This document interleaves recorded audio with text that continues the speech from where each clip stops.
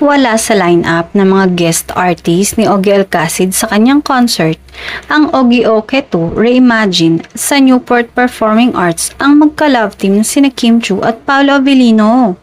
Pero sila ang inurirat kay Ogie. Bukod sa magkasama sa It's Showtime sina Ogie at Kim, sila rin ang magkagrupo sa Magpasikat 2024. All praises ang singer kay Kim. Very OC siya but very collaborative. Wala akong masabi. Sobrang respectful siya. She's such an incredible talent na sobrang sipag, sobrang bait. Wala akong masabi sa kanya. And I wish her all the happiness in the world. Role model siya. Say niya kay Kim. Sa media ko ni Ogie na ginanap sa 85-year-old Kamuning Bakery, pinapaamin si Ogie tungkol sa relasyon ni Kim at Paolo. Lalo na at palagi raw nilang hinihiritan sa It's Showtime. Alam nyo, in fairness kay Kim, wala ka talaga makukuha sa kanya. Wala eh. Alam ko may movie sila, may workshop sila. So, hindi namin nahuhuli. Hindi ko alam eh, I don't know.